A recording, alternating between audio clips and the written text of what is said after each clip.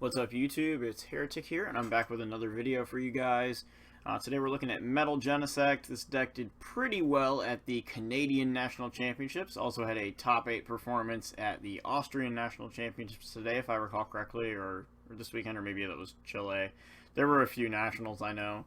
I was actually watching Canada stream for a while, and like I said, 2 metal decks made it into top 4. One was a finalist.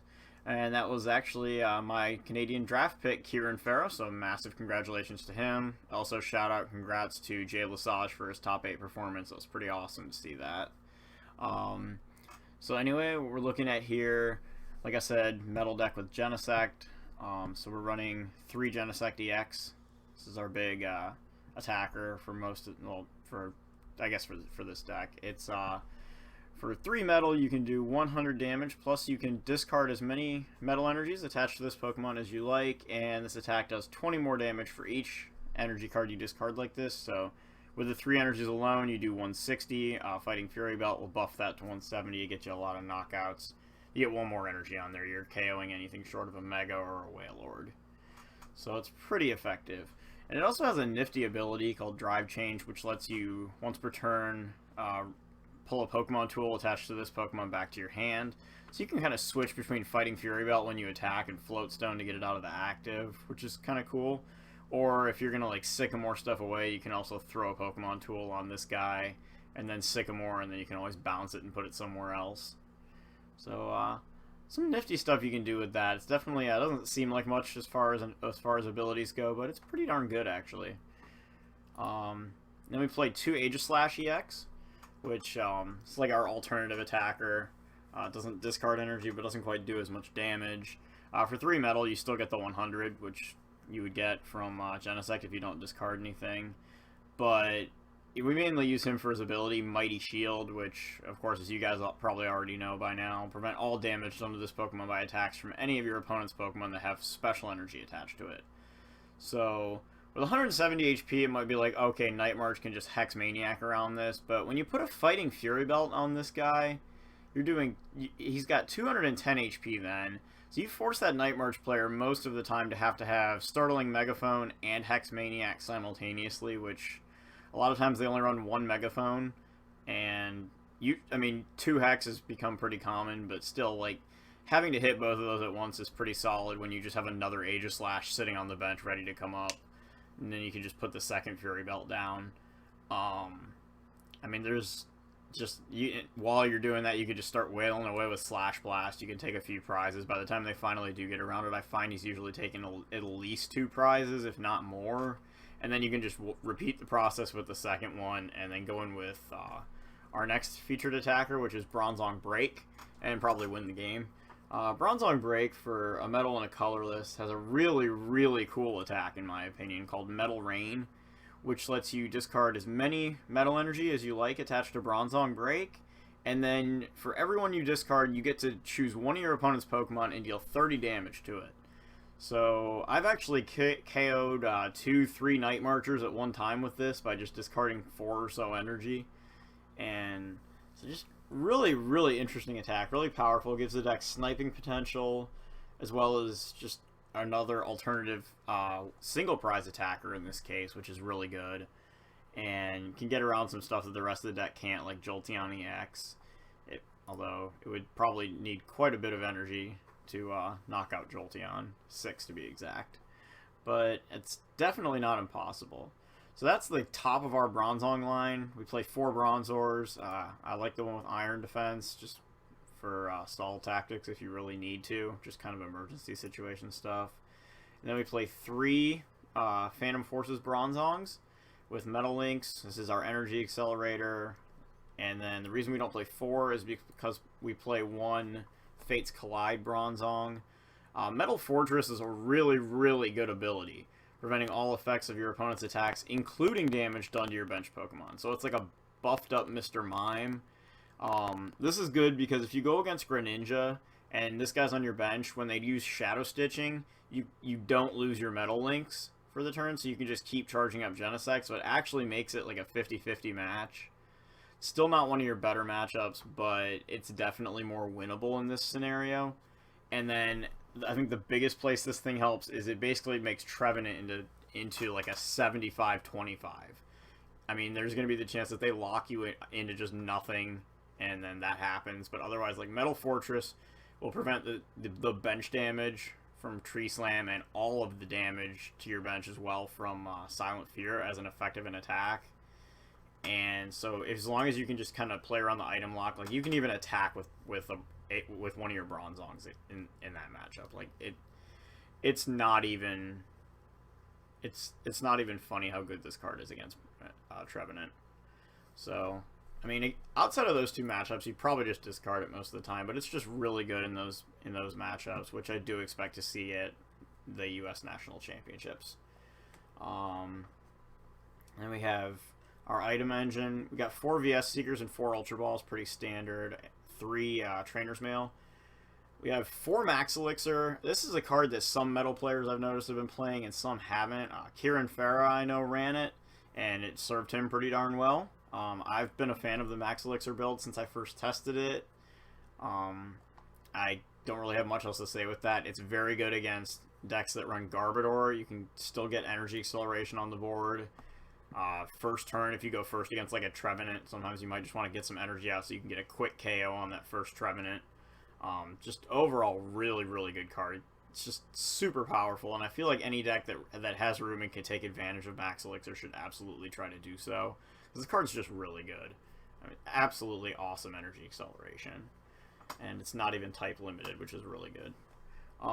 2 Battle Compressors next, just to set up one of supporters in the discard, as well as be able to set up Metal Links. I'm usually I don't discard too many Metal with this at one time, reason being that you want to be able to hit Metal energies off Max Elixir too, and a lot of times you're going to draw into it, so you can just Ultra Ball it. You could also swap these out for Skyfields if you really want.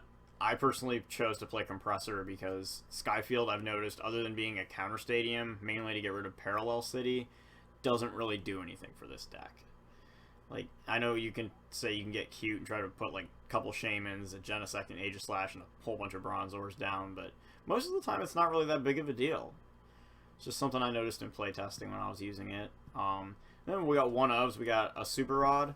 You might be able to switch this out for a Sacred Ash. I like it as a Super Rod because late game you're going to have 5-6 Metal Energies in the discard pile, and if you still have a Max Elixir left or 2, then you can Super Rod some of that energy back in, because Bronzong doesn't need more than really like usually 2 or 3 in the discard, and then you can go ahead and greatly increase the odds of hitting energy off Max Elixir and getting more energy on the board at one time, in addition to your Metal Links. We also play 1 Megaphone, because Garbodor is becoming a thing now, which is something that we definitely want to have an out to, considering running a Zero Sick in here as well. And then Fighting Fury Belt always makes math kind of awkward, plus some fighting decks are beginning to resurface with Focus Sash, and we really don't want to be dealing with that either when Genesect's just trying to OHKO everything. So, mainly for Garbodor and Fighting Fury Belt though, but I feel like this card is just too good in the format right now not to play it. And then 1 Escape Rope, finally. This is mainly for Jolteon-EX. I know we have like Bronzong Break, but that needs a lot of energy to make that happen. So, like, you Escape Rope out of Jolteon-EX, and then you just Lysander it back up. Or you could get around, you know, if they're stalling with something else, you could just kind of rope them back. I'm not going to really mention that as being an out to Regice, only because you can just use Hammer In to knock out a Regice. You Megaphone away their Pokemon tool, and then Bronzong itself actually knocks it out. So if they have the Fury Belt, you just Megaphone it, and then, yeah, Hammer In or Guard Press do the same. Or you could just use Bronzong Break. Like, you definitely have outs to that. Okay, so we're going to look at supporters next.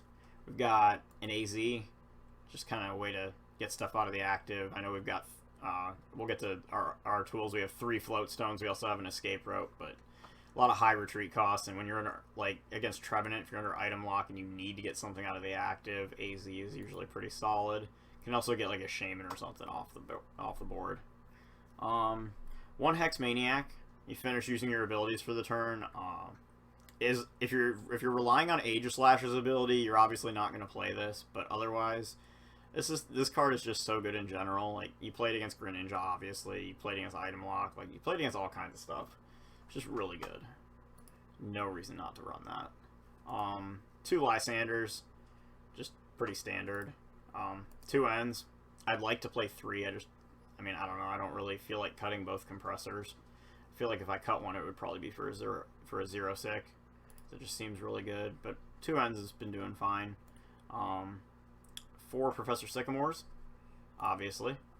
And then 2 Fighting Fury Belts. I would run 3, but again, like, space is just kind of becoming an issue when it comes to that. 3 Float Stones, though I feel those are more important because you get Float Stones on your Bronzongs, and then you can just be really mobile with everything. Bring them out after something gets knocked out. You have Metal Links to wherever you want on the board, and also prevents your opponent from Lysander stalling them.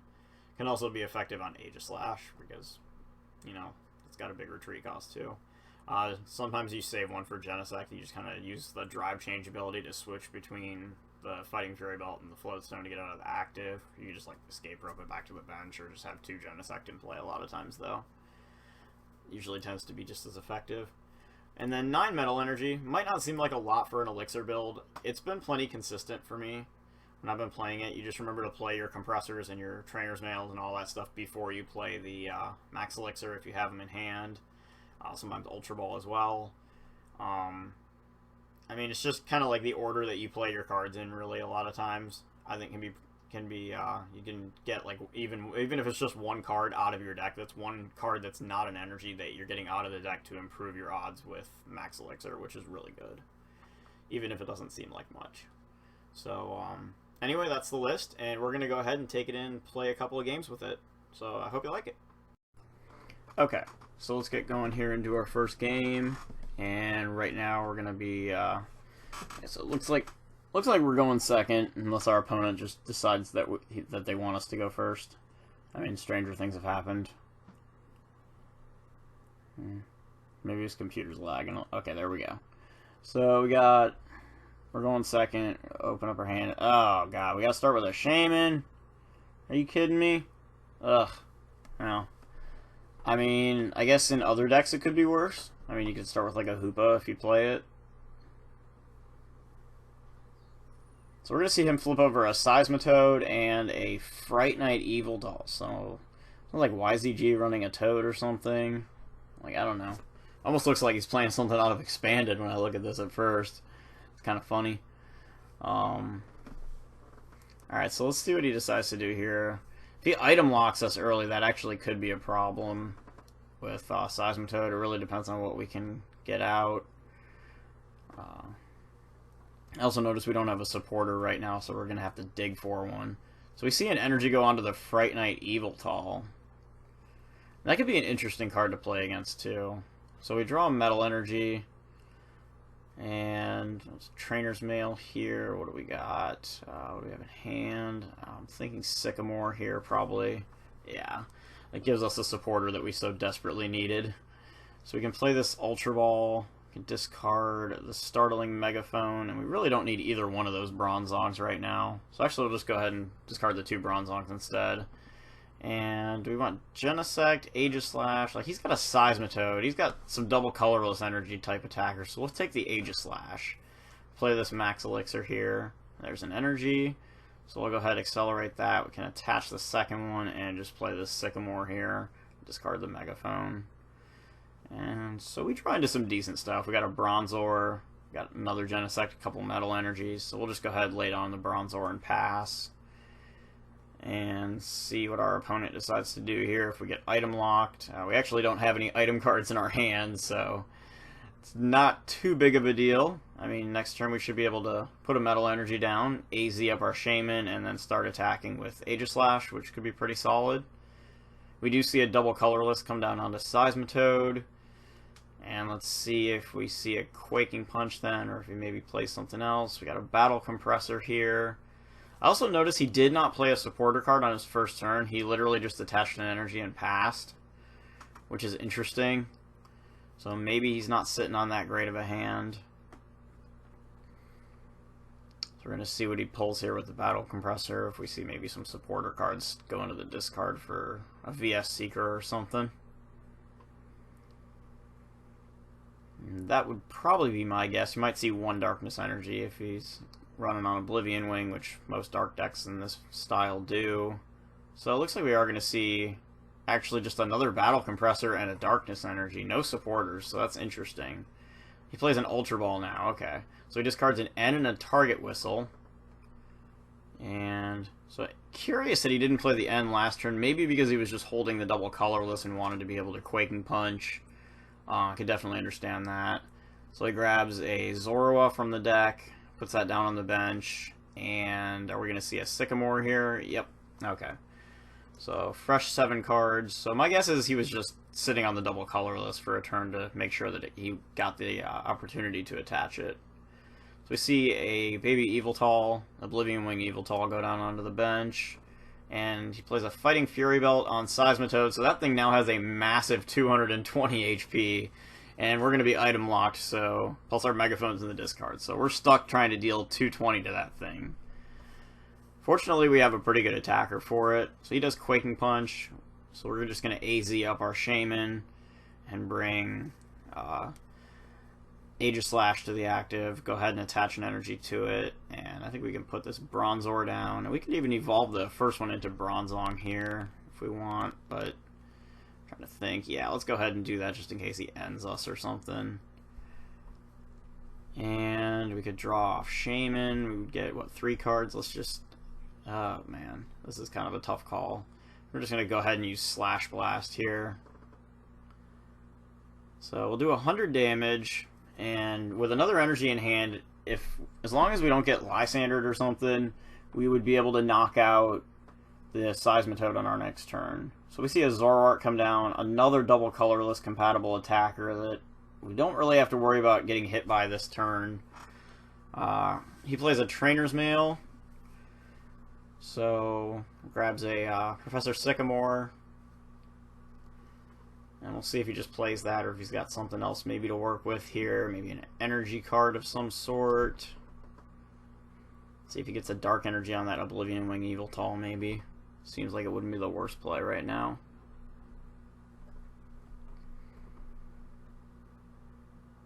So I'll just kind of see. I mean, our board state, like, we don't have any draw supporters, but we do have Shaman, which can be beneficial if we need to, if we get to a point where we need to start digging for resources, like if we see a Lysander or something, just kind of be able to look for something here that we can start accelerating on. So we see a double colorless energy go down onto Zoroark, which really isn't too threatening right now. He benches a Shaman, so that'll be a 4-card setup.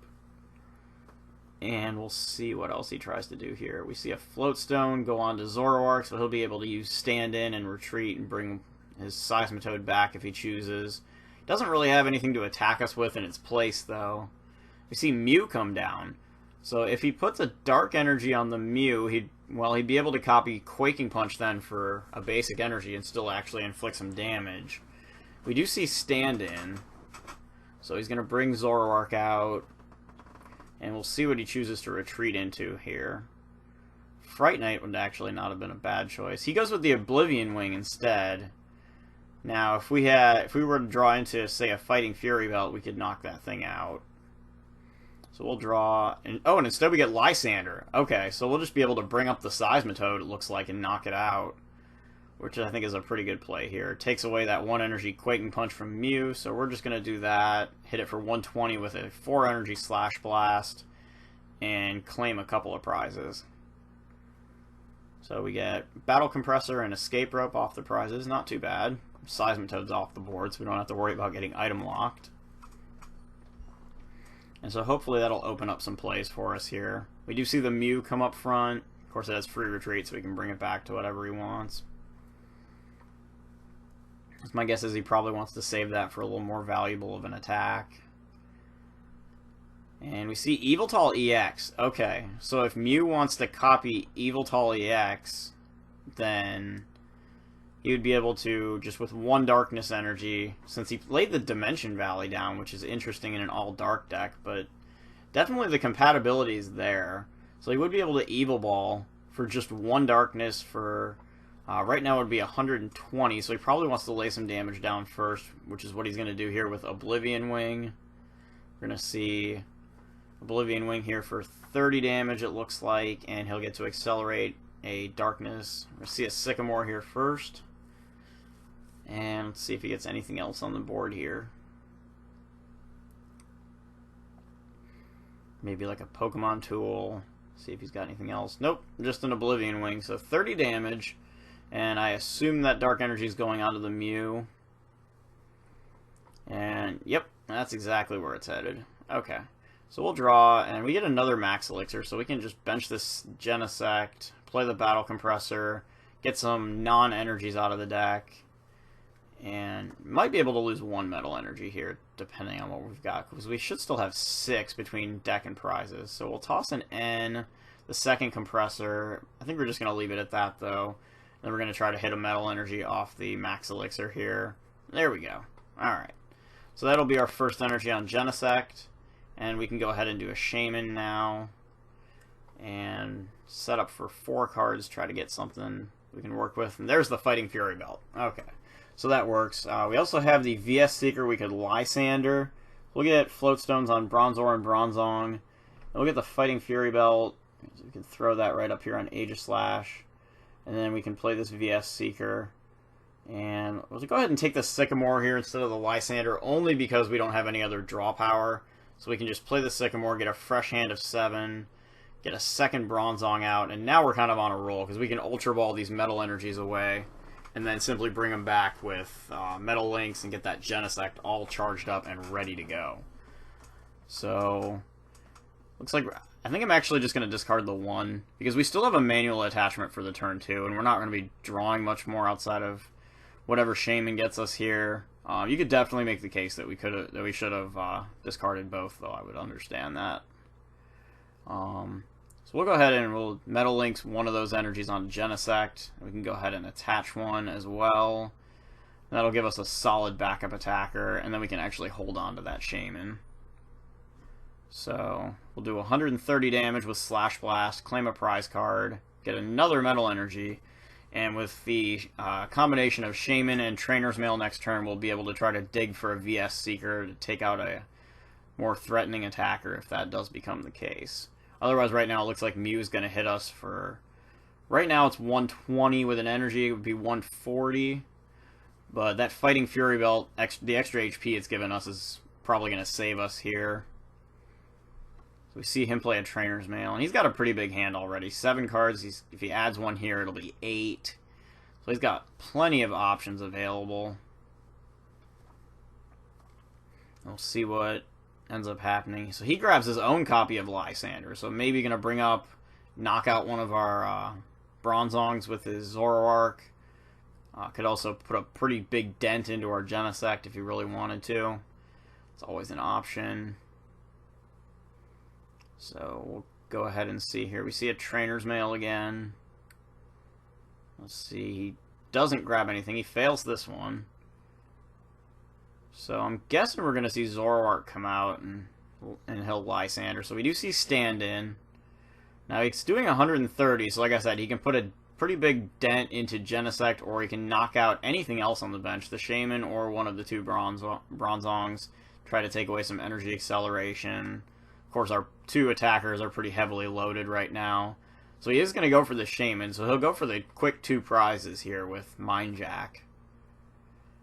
I guess since both of our attackers are pretty loaded up on energy, that makes a bit of sense. Normally I would have expected him to go for one of our Bronzongs there, or maybe the Genesect, depending on kind of what he's expecting to do down the line here.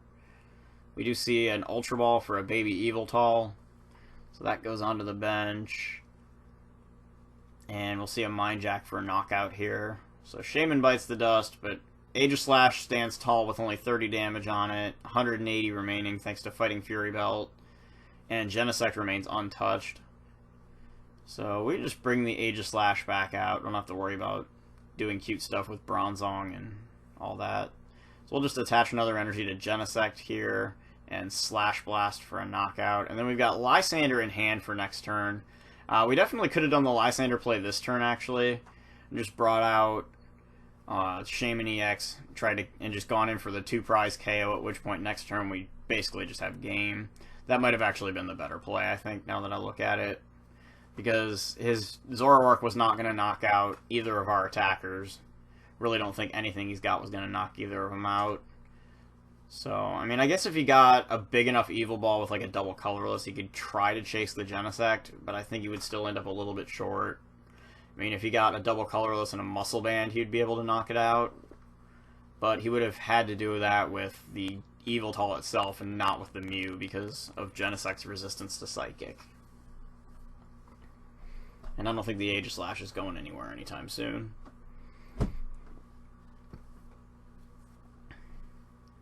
So if he attaches another Darkness here, he'd be doing 140 minus resistance, so he'd be doing 120. So we'll see if he does that, or maybe tries to just do 100 instead. Maybe lay down an energy somewhere else. We see a Fighting Fury Belt come onto the Mew, which really doesn't change much. It'll give him 10 more damage, but we're still going to knock him out in one attack. And of course, if he doesn't end us, then we just VS Seeker for Lysander for the Shaman. So he plays a Zero Sick, but he discards a Floatstone off one of our Bronzongs rather than the Fighting Fury Belt. I guess he's just kind of looking at saying he's going to two-shot Aegislash, so we take 110 damage from our attack, but that is going to be game because we can just VS Seeker for Lysander, bring up the Shaman, and end the game right here. So we're just going to go ahead and do that. Lysander, Shaman, and Slash Blast will do more than enough for a knockout there. And that will end the game and take us, probably should have done that last turn, but we get the W, and so that's one down, and you can just kind of see the raw power of Aegislash against double colorless energy. So we're going to play another game for you guys. Okay, so game 2, looks like we're going to get up against a fighting deck. Maybe like a Zygarde, or could be like a Medicham variant like the one I showed you guys last week. Not really sure. Some different fighting decks. I did see a Zygarde make it into top 8 at Canada, so that's pretty cool. So we're going to open with an Aegislash again, it looks like. Not a bad card to have against a deck that runs off of strong energy. So we'll see what we got here. Okay, so just basic fighting stuff. No Pokemon to really tell us what he's running. No evolutions or anything. So he gets a basic this time. And we do have to be a little bit careful of Carbink with Safeguard in this matchup. We do have Hex Maniac to get around it, which is good, but we don't really have that much else. And he actually, okay, so he flips over a Hawlucha in the active, which is another thing we probably want to be careful of. It's also got a Regirock and a Zygarde on the bench, so it looks like it is a Zygarde-based deck. I guess my next question here is, does he run Focus Sash, and if so, how many? Because that could be kind of a thorn, although I think Zygarde more often than not tends to run off of Fighting Fury Belt just because 230 is such a massive number to have to hit in one shot, and Zygarde can then heal itself 30 damage off of itself each time. So we see a Karina and then a Max Elixir. And he's going to play a second Max Elixir here. So he's really working on... He's got 2 energy on that Zygarde right away. A third one! Wow! Okay, so he misses the third Max Elixir and then just passes his turn. So we'll get an Ultra Ball here, and we've already got a Shaman in hand, so we probably want to go for some kind of an attacker on the bench. We could discard the Bronzong and one of the metals. I'm thinking just go for a Genesect here. And then we'll be able to lay down the Floatstone, the Max Elixir, and the Metal Energy, and then Shaman for a bunch. So we unfortunately missed the Max Elixir this time around. We put the Metal Energy onto Genesect here. Seems like the right play. Floatstone on the Aegislash, and we can set up for 5 here. Try to draw ourselves into something a little bit better. And, well, okay, we get the Battle Compressor at least, and we also have an N, so we've got supporter options, definitely. We'll go ahead and play the Compressor here, try to get some supporters out of the deck. Could discard Sycamore, Lysander, and maybe if there's AZ in here, might not be a bad option. So I left the Hex Maniac in the deck primarily because he's already... He doesn't have a Carbink just yet. We're going to use VS Seeker here to get Sycamore since I'm not going to end him out of a mere 2-card hand. Throw the Floatstone on the Genesect for now. Can always bounce it if we need to. And we'll draw into Okay, not sure how I feel about this. Definitely want to go get a Bronzor, so we'll discard the Metal Fortress Bronzong and the Aegislash, or no, Metal Energy, sorry, my bad. And we're going to go grab a Bronzor. So, go ahead and get that out of the deck. And I think we're going to go ahead and just bounce this Floatstone off of Genesect, just in case he plays a Megaphone. And I think that's going to be it for the turn. So we'll go back to his turn and see if he does anything here. So we've got a decent amount of stuff in our discard pile after just one turn. Nothing too out of the ordinary, I guess. So he plays a VS Seeker for the Karina. And we're just going to see Karina again here, it looks like. So we'll see what he goes for, maybe like another Regirock. Instead he grabs another Hawlucha. So I guess that's pretty effective given how many EX attackers we have. And we'll see if he then decides to Ultra Ball for a Shaman. So he's going to discard the Hawlucha, actually. Okay, so he actually just searches it and discards it. So I'm likely going for a Shaman EX. Yep. Okay. So he'll be able to do a setup here for at least 5 cards, depending on what that last card in his hand is. So that's what we're going to see. So he's going to get his hand back up to 6. And we'll be able to try to play off of that. We see a Trainer's Mail.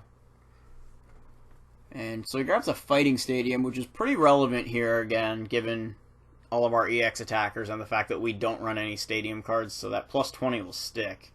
We see the 4th Max Elixir come down. He gets another energy onto Zygarde, so 3 for 4. You can clearly see how powerful Max Elixir is, not only when we were using it last game, but also just the fact that he single-handedly charged up a Zygarde through Max Elixir. So we see a Land's Wrath for 130 due to Fighting Stadium and the Regirock on his bench. So we will, let's see, we've got Fighting Fury Belt. We'll attach the Metal Energy to Genesect here. Could put the Floatstone somewhere maybe. Could also Lysander up his Regirock. Try to stall for a little bit. Play the long game. So we're just going to go ahead and pass, and if he does find a way to knock out Aegislash, that's perfectly fine. We can just bring up the Bronzor, attach the Floatstone, and go into Genesect at that point. So he plays a switch, so yeah, he'll be able to switch right back into Zygarde. Plays a Professor Sycamore there. And so we'll see. Got an Ultra Ball. Just going to discard a Shaman there, and it looked like a Hawlucha. Grab another Regirock so we can buff his damage even more. He'll be hitting, looks like, let's see, he's got the Fighting Stadium, so he'll be hitting 140 right now with Zygarde's 3rd attack, Land's Wrath. So we do see that Aegislash bites the dust, and so we give up 2 prizes, but that's okay. We can bring up the Bronzor. And so we draw into another Genesect. We can go ahead and put the Fighting Fury Belt on the Genesect that's on the bench. And if we can get 2 more Metal Energies onto our Genesect this turn, we can OHKO his Zygarde. So we need to draw 1, which we did not. But we did draw a couple of Max Elixirs. We also got the Bronzong. So we can play these Elixirs and try to hit a Metal Energy. There it is. Okay. So we do get a Metal Energy on there. And we'll go ahead and play the other one, I think, just in case. Try to look at what we got here. Kind of options. I know we've got metal in the discard, so we can use metal links. Don't want to retreat just yet. So we can go ahead and use the metal links, get the 4th energy onto that Genesect. And we can just retreat. We got enough there to do the knockout. And I think I'm actually just going to hold on to some stuff here. I just discard all 4 of these and blow that Zygarde right into smithereens. Get that thing out of here, and more importantly, get all the energy off of our opponent's board so we can start gearing up for our next attack. And we should be able to try to accelerate some energy next turn. We've got the Escape Rope to switch back to the bench after we charge up the other Genesect. Looks like we're going to see a Hawlucha attack here. Plays an Ultra Ball there. We see Xerosic and one other trainer card go to this discard via Ultra Ball. Grabs another Regirock, so he's going to buff his damage even higher. He's going to be doing 130 damage with Hawlucha, which is pretty sick. And then we see Lysander, so he just drags out the Shaman. So we're actually going to be able to charge up the banded Genesect here. We can use either one. So we give up 2 more prizes, so we're getting into dangerous territory here. However, we do know that we're at least not going to get one-shotted by Hawlucha. I mean, even if he would have to go Muscle Band Giovanni, and that would only be 170. Thankfully, Genesect has 180, so we can work around that. So we'll Max Elixir and Energy onto Genesect, and so check out the energy in the discard pile, go ahead and play another Elixir, and get another one, so we get more energy on the board.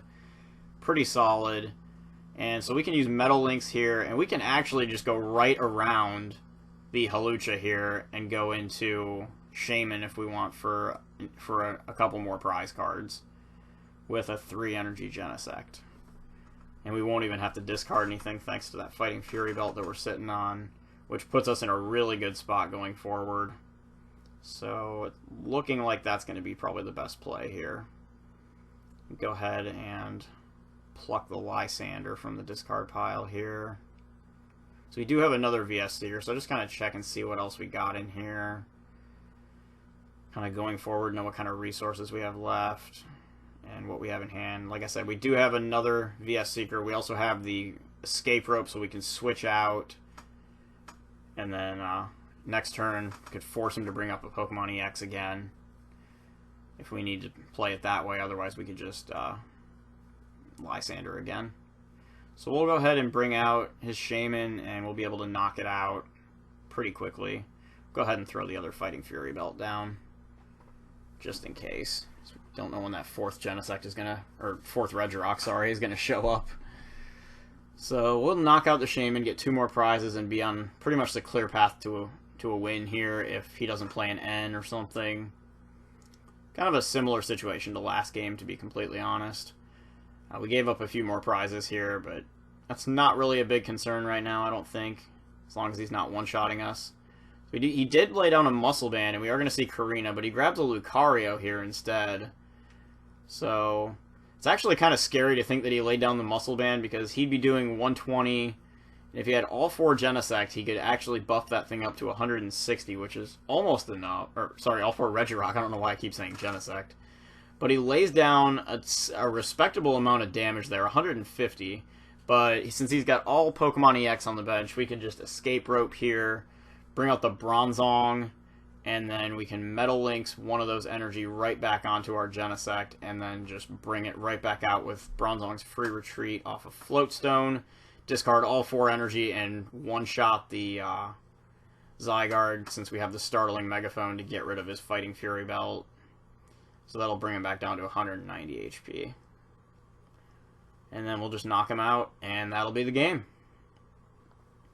So right there again, like last game, we just kind of showed how Aegislash could hold some stuff off. This game, we just see the raw power of Genesect being able to take advantage of doing massive amounts of damage and use stuff like Max Elixir and Metal Links to charge itself up. So that's really the gist of this deck. It's pretty straightforward. It's pretty darn powerful. Good results in Canada as well. So there you go. See you next time. Cheers, guys.